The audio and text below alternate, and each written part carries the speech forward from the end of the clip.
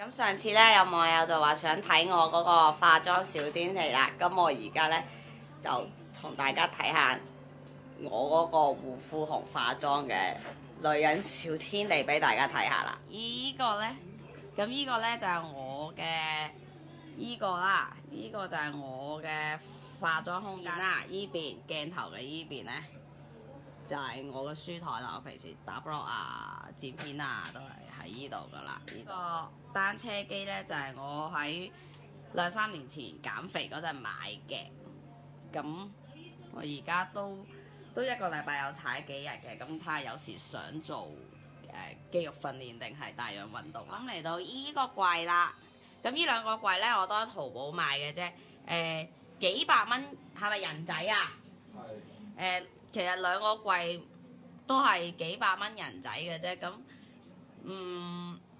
佢貴就貴喺運費嗰度咯，咁我又唔識集運啊定咩，咁但係其實喺香港咧就買唔到呢啲價錢。上邊呢度啦，大家睇下上邊呢度咧，呢度咧就係啲擺雜物啊，擺我啲擺嗰啲譬如話買化妝品送嗰啲薄石嗰啲雜物。咁第一格呢啲咧，其實全部都基本上係啲body lotion 啊、頭髮啊，比較唔算係成日用嘅嘢。香水啦，呢個極度硬硬嘅 One Day Eggscell 啦，咁嗱呢啲新嘅磨砂啦。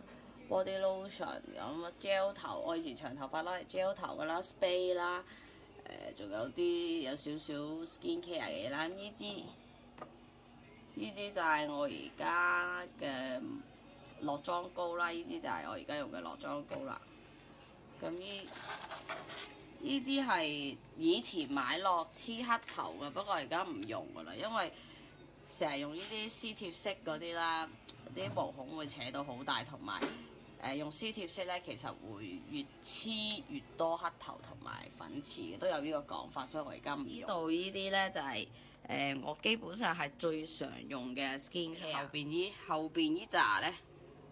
邊呢扎咧就係有啲未開封嘅嘢嚟嘅，咁其實我每日用咧就係前邊呢一扎嘅啫。咁呢啲就係 Colourcon 啦，其實我唔係好多副 Colourcon 嘅啫，有啲亦都夠年期咧會換㗎啦。呢隻咧就係大家問得最多嘅一款嚟嘅，咁其實呢隻咧就係 Cafe Mimi G， 好似係 GEO 嘅 Cafe Mimi 嚟嘅，咁佢個直徑就比較大啦，帶出嚟嘅可愛感咧都比較重嘅，我就最中意呢款嘅。咁我每日用嘅咧就係爽膚水咧，就係呢支就係 SK-II 嘅 Facial Treatment Cleaner Lotion 啦。咁就係一支清潔力幾強嘅爽膚水嚟嘅，咁我多數就朝頭早用嘅，我夜晚就如果我夜晚咧用咗洗面膏洗面咧，我就唔會再用呢支爽膚水。如果咧夜晚咧用洗面膏洗完面咧，沖完涼啦，我就用多數而家用呢支嘅，上次介紹過㗎啦 VC100。呢支咧 JS 呢支就係佢今年春季出嘅護膚品，呢支係moisturizer 嘅 lotion 嚟嘅，乳液嚟嘅。咁呢支同埋呢支護膚油咧都係得個同系列嚟嘅，不過我覺得唔係咁好用咯。我自己都覺得佢有啲油膩嘅感覺啊。我呢支咧亦都係我最中意嘅品牌啦 Dr. Ci:Labo 嘅維他命 C， 即係高濃度嘅維他命 C， 即係美白嘅原液啊，不過佢呢個油溶性嘅，咁就比較適合我乾肌多啲啦。如果混合肌同埋油肌再用油溶性嘅嘢咧，就可能會過流。呢支 SK-II 嘅又係 Facial Treatment 嘅系列，一支水分精華啦，就係我今年最中意用嘅一支保濕精華嚟嘅，但係佢比較貴咯。其實我呢支就用完噶啦。咁我係用會員積分換嘅呢支，但係原價冇記錯咧，佢要900美，差不多1000蚊一支㗎，所以我諗緊回唔回購，因為呢支就用得七七八八。又係 Dr. Ci:Labo 嘅 Super White 377啦，咁佢就一支淡斑精華嚟嘅，咁呢支係用完㗎啦，得翻個盒嘅啫。我諗住影埋相咧，攞咗去影埋相寫埋文咧，我就抌㗎啦，因為呢支冇晒㗎啦。咁其實我覺得淡斑產品咧就真係〜幫助唔大，最多只可以淡少少咯。如果真係想令個斑冇咗呢，最直接嘅方法就係打 laser 之後做翻防曬步驟。咁搽嘅淡斑產品我試過咁多支嚟講，我都覺得係唔可以，唔係同 laser 完全個效果係兩回事。咁我自己就覺得嘥咁多錢買淡斑產品，不如直接去打 laser。支啦，呢支就係Lancome嘅眼部基底液嚟嘅冰鑽頭嗰支啊，我覺得滋潤性幾好嘅，不過我就覺得個頭。我用咗頭嗰排，其實嗱大家睇到咧，佢得翻咁少嘅啫。我而家都唔攞個冰鑽頭按㗎啦，因為好麻煩。咁我用緊嘅眼霜咧就係呢支，又係 Dr. CeraVe 嘅眼霜啦。咁佢呢支就係黃金滋潤型嚟嘅。咁亦我用咗好幾個月㗎啦，其實，但係又係比較貴咯。呢支都好似300尾到嘅，比較滋潤啦，就。年輕嘅妹妹唔啱，係繼續係 Dr. CeraVe 嘅面霜啦。而家用緊呢個 O2 嘅草本系列，呢隻個水分保濕做得唔錯嘅。之前有眼利嘅網友見到咧，就問我喺邊度買。其實我呢支 hand cream 呢個牌子咧，我就喺泰國蘇梅買嘅。咁係一間叫 Boots 嘅 BOOTS 嘅。類似係好似我哋嘅萬寧屈臣氏嘅連鎖式美妝店嗰啲嚟嘅，但係呢，我Boots 以前有喺香港有，佢離開咗好耐，佢今年年頭好似都翻咗嚟香港，喺有某啲嘅萬寧鋪頭有設專櫃，但係我印象中記得呢，呢個牌子呢，冇翻到嚟，佢好似冇引入香港嘅，我唔知啦。又係呢隻呢。喺英國同泰國都有得賣，但係喺泰國買係至平嘅。咁如果香港買唔到呢，就可能要託有冇朋友去泰國旅行幫你帶翻嚟啦。Vis 嘅脫毛膏嚟嘅，咁我只係用咗一次，而家擺喺度封塵，因為我敏感啊。我第一次用嗰陣時呢，成個身呢腫到好似燒豬咁啊，之後我就冇用過啦。我對佢敏感。咁大家睇到呢格呢，就係我嘅化妝品啦。咁但係其實咧，少咗啲嘢嘅，因為我最近出化妝 job 咧，我將有啲化妝品咧，尤其是底妝產品咧，我就掉咗喺我出 job 嗰個喼度，所以咧呢度有啲嘢就唔係咁齊啦。呢啲就係粉底啦，其實我粉底唔多㗎。大家見到眼前呢一紮咧，嗱我手指圈住呢紮咧，呢紮就咧，尤其是頭呢幾樽咧。我已經係唔用㗎啦，呢啲係裝飾品嚟嘅啫。可以同大家講啦，呢支睫毛膠水大家可以唔使買啦，因為我中咗伏，買咗咧冇黐力咗，佢好臭天拿水味啊！袋咧，呢個袋就係唇膏啦。咁其實唇膏呢個就係胭脂，其實我都冇乜話特別嘅選擇嘅啫。最緊要顏色我中意，用出嚟唔乾。咁呢個就係之前喺台灣買嘅 Missana 啦。咁呢啲咧就係眼影。咁咧其實擺得喺呢邊嘅眼影咧，我都係少用嘅眼影嚟嘅。我成日用嗰啲眼影咧，甚至我成日用嗰啲化妝品咧，都係喺化妝台嗰邊嘅。呢下都係唔多用噶啦。咁呢個就係喺台灣喺香港。上次去台灣旅行，但係喺香港機場買嘅 Girly 彩色碎粉啦，波碎粉啦，不過而家仲未開嚟用。咁依格最低依格咧，其實都係啲垃圾嘢啦，化妝棉啦，DIY mask 啦，呢啲都係護膚女仔有嘅嘢啦。咁指甲油啊，一啲未開嘅眼唇卸妝液啊，未開嘅化妝品啊，落妝產品啊，都擺晒喺度㗎。呢個係一個垃圾位。呢個櫃桶就係咩呢？呢個櫃桶就係真係裝垃圾嘢㗎啦。咁呢袋係咩嚟嘅呢？俾大家睇下。呢袋呢，呢袋就係我啲護膚品 sample 啊。有咧，大家可以睇到入邊大部分都係 Dr. CeraVe，所以我係投資咗好多錢喺 Dr. CeraVe 嗰度。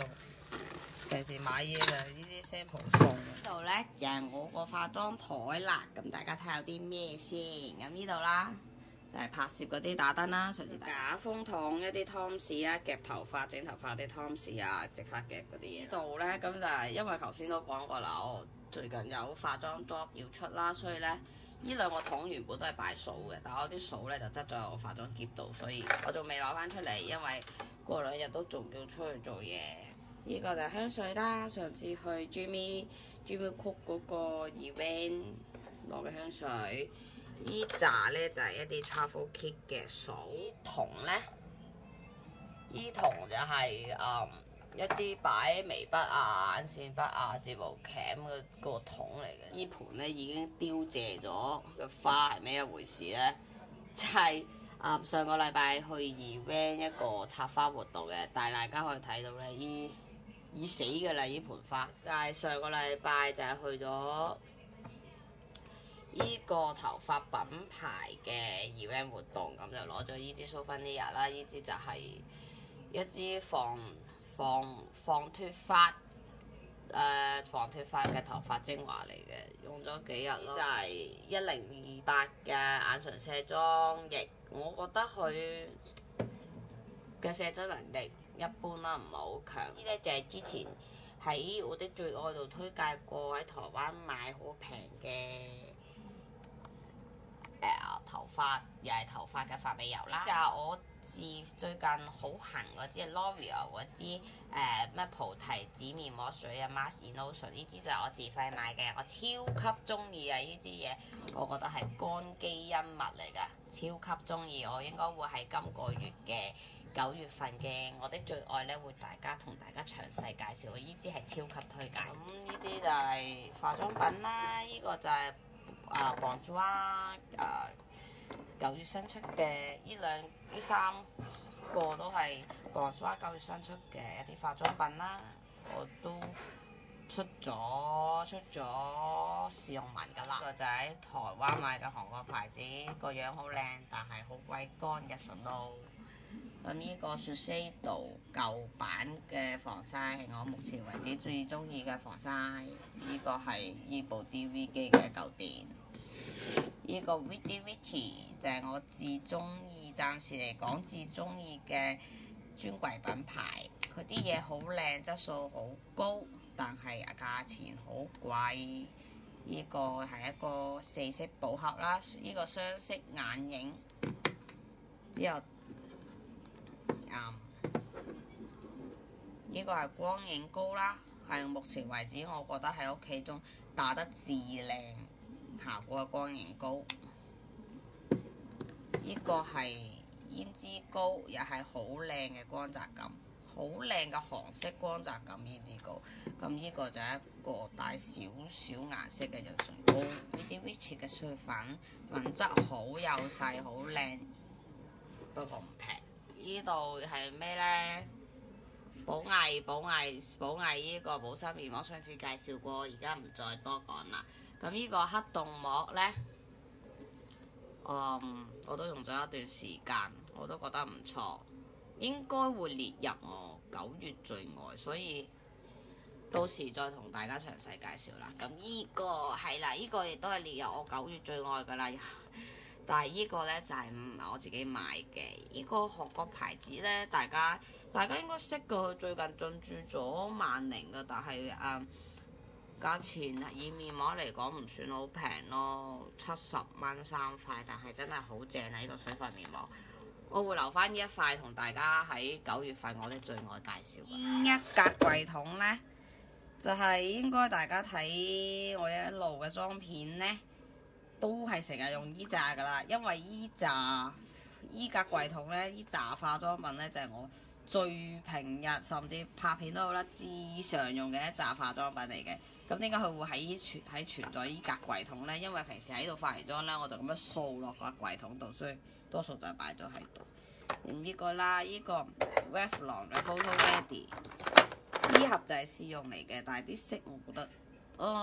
我少用啲咁濃嘅顏色咯，而家依盒 Photo Ready， 另外依盒呢，我就自己買。大家睇到我上一套妝片咪教嗰個清新而上手日妝，教大家化嗰個妝呢，我就用呢盒化，同埋我係今季夏天至常化嘅眼妝嚟嘅，1:200啦，跟住1:200，質素真係好高，可惜香港冇得買。